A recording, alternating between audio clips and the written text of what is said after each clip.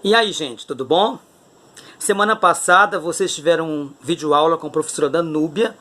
Esta semana sou eu, professor Vitorino, que vou conversar com vocês sobre o gênero textual dessa semana e sobre os conteúdos de análise linguística, tá? Bom, vamos trabalhar essa semana o texto narrativo, mais especificamente falando do conto. Bom, o que vem a ser um texto narrativo? É um texto no qual nós temos acontecimentos, ações vividas por personagens, isso tudo dentro de um determinado tempo, um determinado espaço. Se a gente observar bem, nós somos bons contadores de histórias, temos sempre algo para contar. Se a gente vai ao centro, se a gente vai à praça e ali acontece alguma coisa, você vê alguma coisa e você quer compartilhar aquela sua vivência com alguém. Então, você vai contar e aí nós temos esse gênero narrativo. Pertencem ao gênero narrativo os romances, os contos, as crônicas, as fábulas, Bom, a narrativa, de uma forma geral, é feita em prosa. Claro que a gente sabe que também existem narrativas em verso, tá? Mas nós vamos nos preocupar, vamos dizer assim, nessa aula de hoje, com a narrativa em prosa e, mais especificamente, como eu falei, o conto. O que vem a ser um conto? Bom, o conto é um texto literário, ou seja, ficcional. Ele necessariamente não aconteceu, pode ter acontecido, pode ser inspirado em algum fato real, mas em princípio ele é literário porque ele vai ter as marcas estilísticas do autor e toda a maneira como o autor vai organizar essas ações, vai desenvolver essa história, tudo isso é muito particular, é muito subjetivo, e aí é cheia, repleta de símbolos, e então isso caracteriza o conto como um texto literário. O que é importante saber ainda sobre o conto? Bom, a gente sabe nas novelas, nos romances, que a gente tem vários conflitos, são várias histórias que se encontram, que se entrecruzam, No conto não, no conto nós temos apenas um conflito. Por isso ele é um pouco mais curto, normalmente bem curto. Resumidamente, o conto tem poucas personagens, tem um espaço ou cenário reduzidos, recorte temporal reduzido, tá? Bom, aí nós vamos à estrutura de um texto narrativo, sempre considerando o conto. Bom, primeiro lugar, o que vem primeiro? A gente chama de introdução, ou apresentação, é onde o autor, o narrador, vai apresentar seus personagens, características físicas, psicológicas, vai apresentar o espaço, o tempo onde acontece essa narrativa. Então, aí no primeiro ou segundo parágrafo, é na parte chamada de apresentação ou introdução.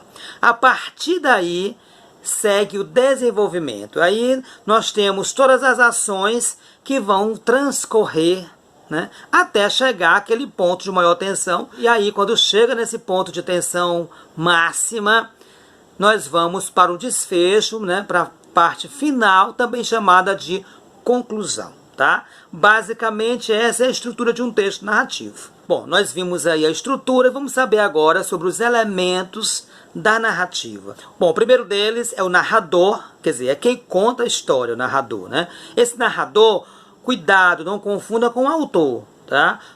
Os tipos de narrador, também chamado de foco narrativo, são a voz textual da narração e se classificam em narrador personagem, foco narrativo de primeira pessoa, os verbos e pronomes ficam em primeira pessoa, e acontece quando a história é narrada por um dos personagens. Narrador observador, o foco narrativo de terceira pessoa, os verbos e pronomes ficam em terceira pessoa, e acontece quando o narrador não participa da história, não participa da ação. Ele apenas conhece os fatos narrados. Enredo. Ora, o enredo é exatamente a sequência de ações, de acontecimentos. Tudo que acontece durante aquela história, desde o início, a situação inicial, e as ações que se sucedem até chegar ao desfecho da narrativa, a gente chama isso de enredo, tá? Em seguida temos as personagens.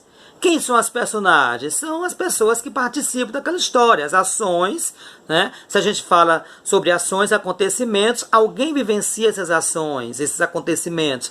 Esse alguém são as personagens. Nós temos as personagens principais, que se classificam em protagonista, né? A gente chama comumente de o mocinho, né, da história. E antagonista, quer dizer, aquele que pode ser o vilão ou apenas alguém que entra em conflito com o protagonista, tá? Então esses são os personagens principais. Nós temos também os personagens secundários, né? São também chamados de coadjuvantes. Bom, nós temos um tempo, quando a gente fala em conto, normalmente é um tempo reduzido, tá? A história se passa numa noite, sei lá, numa semana, mas é algo bem limitado, tá? O tempo, ele pode ser cronológico ou linear, ou seja, na sucessão natural dos fatos, do calendário, por exemplo. Eu começo a história numa tarde de domingo, amanhece a segunda, enfim, o dia seguinte, o mês seguinte, e assim vai. Ou seja, como a gente vivencia normalmente a nossa vida, né, no nosso calendário. O tempo psicológico ou não linear é aquele que dá conta mais dos pensamentos, dos sentimentos. Então, assim, algo que de repente no relógio marcam apenas 5 minutos, mas no clima de tensão do personagem pode dar a impressão de que durou, sei lá, dias, tá? E outra coisa, assim, o tempo psicológico ou não linear, ele pode ser fragmentado, ele pode vir também de memórias, de lembranças, na medida que o personagem vai lembrando aquela história, o narrador vai lembrando aquela história, ele vai contando, sem aquele compromisso de ter uma sequência cronológica, tá? Bom, o espaço também, o que é o espaço? É o cenário, onde é que acontece essa história? É na cidade de Teresina? É na cidade de Pedro II? É no Brasil de uma forma assim maior, mais geral? Entende? Então, o espaço é onde acontece aquela história. Pode ser inclusive numa sala, uma cela, por exemplo, de uma cadeia, tá? Pode ser uma casa, uma rua, tá? Em se tratando do conto, vou repetir, o espaço, da mesma maneira que o tempo, são delimitados, né? São limitados, tá bom? Tipos de discurso. Nós vamos falar de 2 tipos. O discurso direto, quando há uma transcrição da fala exata do personagem, dando-lhe vida própria. Exemplos. O aluno afirmou: preciso estudar muito para a prova. Observe que nesse tipo de discurso nós temos o verbo de enunciação, o verbo de elocução, porque ele anuncia a fala da personagem, né? 2 pontos, e nós temos o travessão para marcar o início da fala da personagem. O réu afirmou: sou inocente. Observe que nós também temos o verbo de elocução, afirmou, temos 2 pontos. No entanto, a fala da personagem, nesse exemplo, é marcado pelas aspas, tá? Normalmente, as falas das personagens no discurso direto são marcadas por travessão ou por aspas. Discurso indireto. Bom, o discurso indireto é aquele em que há a intervenção do narrador, utilizando suas próprias palavras para reproduzir a fala das personagens. Esse tipo de discurso sempre estará em terceira pessoa. Exemplo: o aluno afirmara que precisava estudar muito para a prova. Observe que nesse discurso nós também temos o verbo de elocução, afirmara. Mas não temos 2 pontos, nem travessão, nem aspas. Temos a conjunção que, e nós temos as falas do personagem pelas palavras do narrador. O réu afirmou que era inocente. A mesma coisa. Temos o verbo de elocução, afirmou. Temos a conjunção que, né? E aí nós temos as falas do personagem pelas palavras do narrador, tá?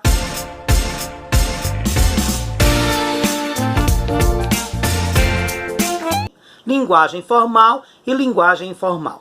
Bom, a linguagem formal é também conhecida como linguagem culta ou linguagem padrão, é aquela que obedece às normas gramaticais e também apresenta uma boa pronúncia das palavras. A linguagem informal representa a linguagem cotidiana, né? Quer dizer, as características da fala, como a gente conversa nos nossos ambientes familiares, ou ambientes de trabalho, mas assim, sempre com uma espontaneidade, sem se preocupar muito com regras, tá? As palavras nem sempre são pronunciadas adequadamente, mas a gente entende pelo contexto da situação, pelo contexto daquela fala. Bom, emprego das palavras meio e meia. As palavras meio e meia, elas podem ser advérbio, né? Advérbio de intensidade, pode ser substantivo, pode ser numeral, adjetivo. Advérbio de intensidade é quando ela puder ser substituída por mais ou menos, um pouco, né? Por exemplo, se eu disser assim, meu amigo está meio tonto. Minha amiga está meio tonta. Observe que aí, embora a gente tenha mudado aí meu amigo masculino para minha amiga feminino, meio continua igual. Por quê? Porque os advérbios são invariáveis, permanecem sempre no masculino singular, tá? Então, meu amigo está meio tonto, um pouco tonto. Minha amiga está meio tonta, quer dizer, um pouco tonta. Entendeu aí? Bom, pode ser substantivo também. Quando? Ora, quando se refere àquela malha que a gente veste o pé para calçar o sapato. Minha meia, né? Minha meia está furada. Comprei meia nova. Então, meia é substantivo, aí é sempre no feminino, né? Agora, meio sendo numeral, né? Numeral adjetivo. Ora, quando significa metade. Por exemplo, se eu disser assim, comi meia laranja. Ora, meia é a metade de uma laranja. Se é a metade, feminino. Laranja feminino. Ou seja, nesse caso, quando é numeral adjetivo, concorda com o seu referente. Laranja feminino vai ficar meia no feminino, tá? Li meio livro. Meio aí é metade do livro. Então, o livro masculino, meio masculino, tá? Acordei meio-dia e meia. Ora, meio-dia, meio porque dia é masculino, e meia aí porque é meia hora. Então, hora é feminino, meia no feminino. Então, é bem simples, né? Só ficar atento a essas observações, tá bom? O nosso último tópico é processo de formação de palavras por derivação. O que é derivar? Derivar é o seguinte, eu tenho uma palavra primitiva e acrescentamos o que chamamos de afixos. Esses afixos podem ser prefixos ou sufixos. Se aparecerem antes da palavra primitiva ou do radical, nós chamamos de prefixo. Se vier depois, chamamos de sufixo, ok? Bom, então é o seguinte, se eu tenho uma palavra, por exemplo, igual, eu acrescento 10, desigual. Ora, aí eu acrescentei um prefixo, desigual é formada por derivação prefixal ou prefixação. Por quê? Porque eu acrescentei um prefixo, ou seja, um elemento antes do radical. Igualdade. Se eu tenho a palavra igualdade, eu acrescentei dade. Dade apareceu depois do radical, ou seja, é um sufixo. Logo, desigualdade é formada por derivação sufixal ou sufixação. Bacana? Desigualdade. Ora, desigualdade, eu tenho a palavra primitiva ou radical igual. Nesse caso, eu acrescentei 10, que é um prefixo, idade, que é o sufixo, ficou desigualdade. Então, eu tenho derivação prefixal e sufixal, tá? Bom, vamos pensar na palavra anoitecer. Quando eu tenho a palavra anoitecer, ela deriva do radical noite. Eu acrescentei o prefixo a e o sufixo ec.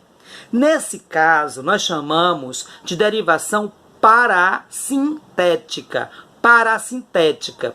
Por quê? Porque esse prefixo e esse sufixo, eles são colocados no radical ao mesmo tempo, tá? Ou eu tenho apenas o radical noite, não é? Ou então eu tenho anoitecer, ou seja, ou eu tenho apenas o radical, ou eu tenho a palavra formada por derivação parasintética. Ou os dois estão juntos, ou não tem nenhum, tá? Bom, derivação regressiva acontece um fato diferente. Não há aumento, ao contrário, há um decréscimo. Por exemplo, Pense no verbo lutar, eu vou formar o substantivo luta.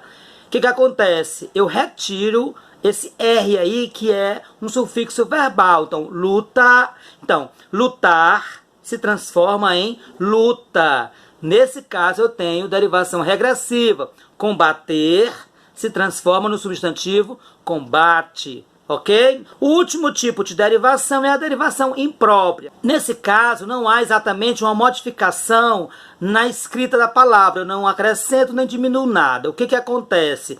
Eu mudo a classificação gramatical da palavra. Então, se eu tenho, por exemplo, pires, que é um objeto, um substantivo comum, né? O suporte para você colocar a xícara. E se eu tenho a palavra pires, o nome próprio Pires, o doutor Pires, nome de pessoa, o que aconteceu? O substantivo comum, Pires, virou o substantivo próprio, Pires, nome de pessoa. Nesse caso, eu chamo de derivação imprópria. Ok?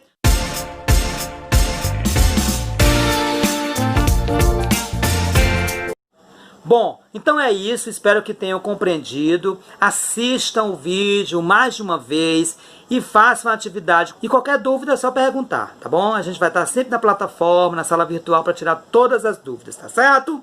Obrigado, tchau, até a próxima aula, tá bom?